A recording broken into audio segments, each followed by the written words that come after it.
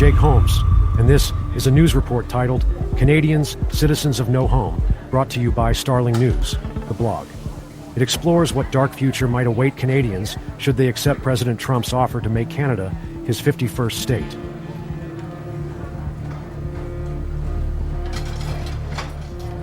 Since Donald Trump has been sworn in as president, he's made it public that he is serious about buying Canada.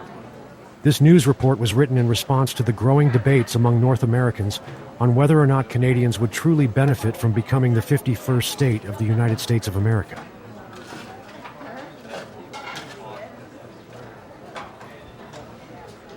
The Orange Devil is in the details.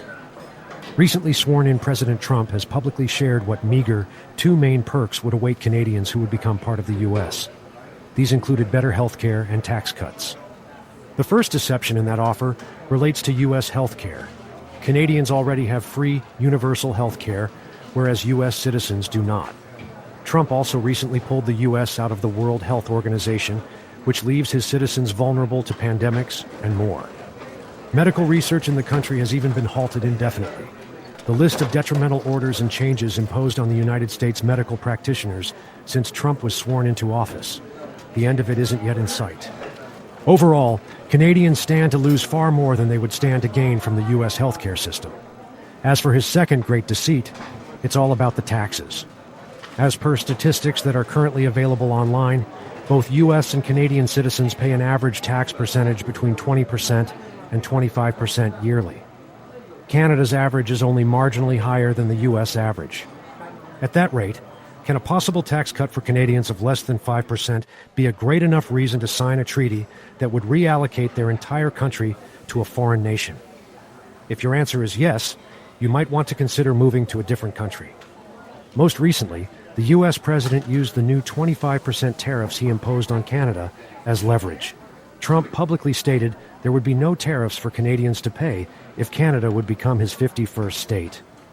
What's important to note is that Trump's offers to buy Canada began prior to his imposition of those tariffs. In addition to that, the tariff elimination is currently Trump's only true bargaining chip. Could it be that the tariffs were created solely to pressure Canadian leaders into accepting the price he had offered them for their country? Although the tariffs aren't a part of any blatant deceit, they do seem to be a part of some crooked scheme to get Canadians to relinquish their country under the pressures of economic aggressions. The deal Trump proposed to Canadians only gets worse, but more on that later.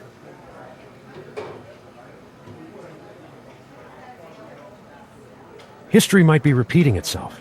The history of treaties signed between foreign leaders and indigenous leaders of the American peoples, it really isn't formidable. A dark part of both Canadian and U.S. history includes treaties being signed between colonists and America's indigenous peoples.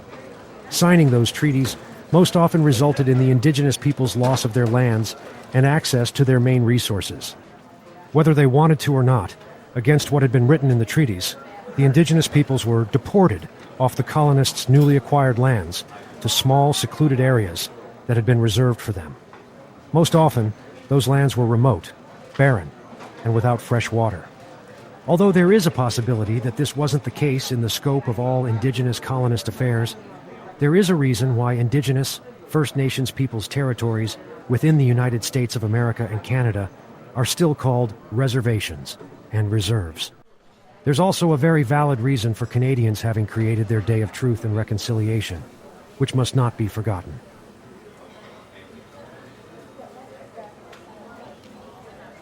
The U.S. is experiencing a very dark period in its history. Human rights are being impeded. Laws are being both created and undone by those in power in order to revoke the citizenship of some of their minority groups. Mass deportation events are taking place across the nation. Detention camps are being built, allegedly for the short-term detainment and long-term incarceration of illegal aliens that would be found and captured on U.S. soil.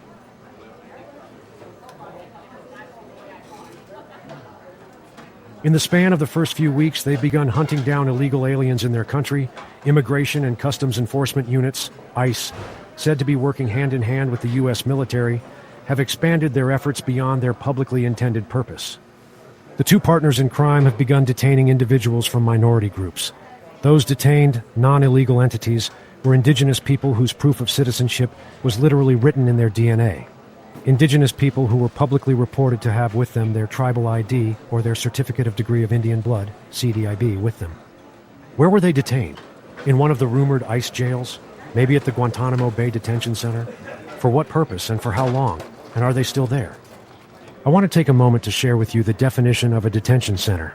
As per Oxford Languages, a detention center is an institution for the short-term detention of unauthorized immigrants, refugees, people awaiting trial or sentence, or, formerly in the UK, young offenders. Now let me share with you what Oxford Languages has written as the definition of a concentration camp.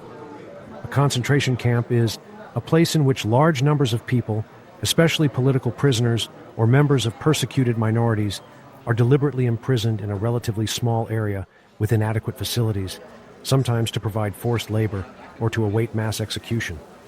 The moment an indigenous person with proof of U.S. citizenship to show ICE or the military is imprisoned in one of the detention facilities, that facility would become by definition a form of concentration camp. My true question to you is as follows. Wherever you are in the world, think of what knowledge you have at your disposal on the current state of affairs in the U.S.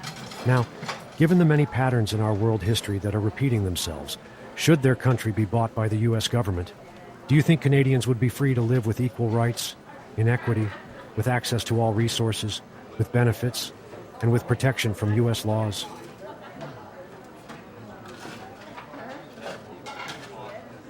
What was really offered to Canadian citizens?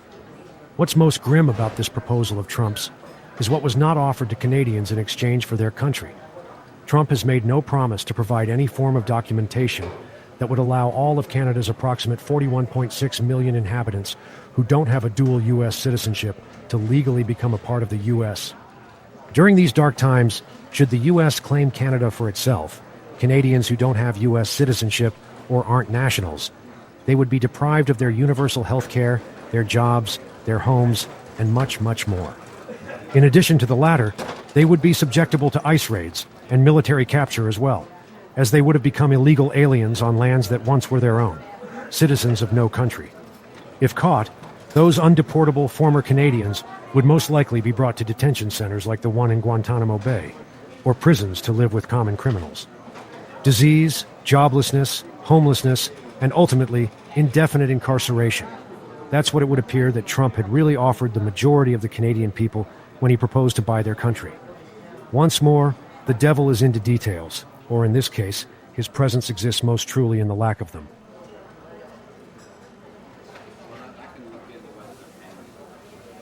Couldn't Canadians still become a part of the U.S. via immigration or other methods?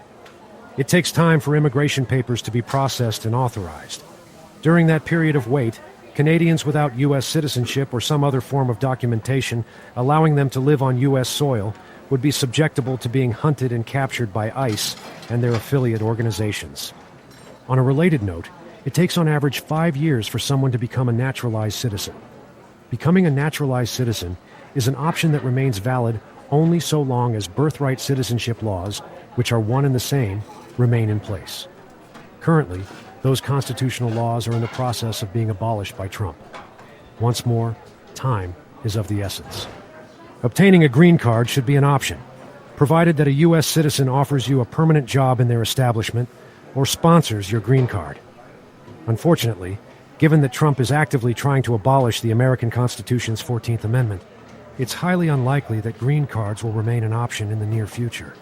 The laws and politics surrounding green cards are much easier to abolish than constitutional laws that have long since been engraved in the foundation of the country's democratic pillars. All other possible avenues that would allow outsiders to settle down in the U.S. are at risk of being closed as well by President Trump and his government affiliates. To all people who call Canada home, you must not let yourself be lured by U.S. glamour into the grasp of the predator. Keeping well informed is key to preventing bad decisions from being made that would allow you to lose so much to manipulative, deceitful people in power like Donald Trump. Now, respectfully, to Canadians who still advocate for Trump, I urge you, please stop supporting a felon with power who would most likely sooner send you to live in a detention facility or a jail indefinitely than help you and the rest of your people become U.S. citizens. The president and his government have already targeted your people with tariffs in reaction to having been denied your country. He doesn't care about your suffering.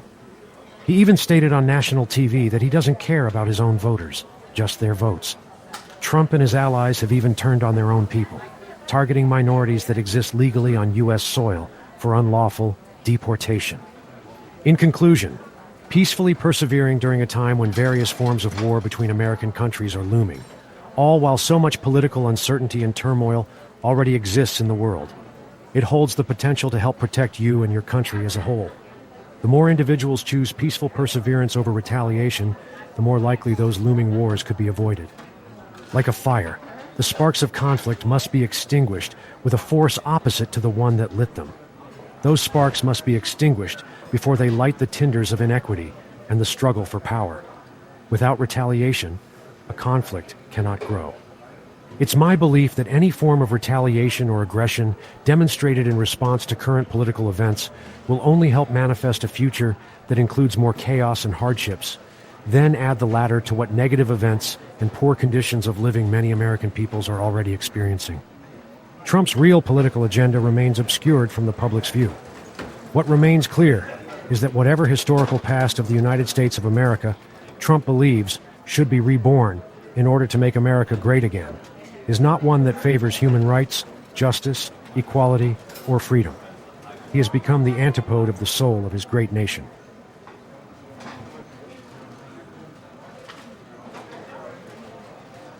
No matter who you are or where you come from, be vigilant.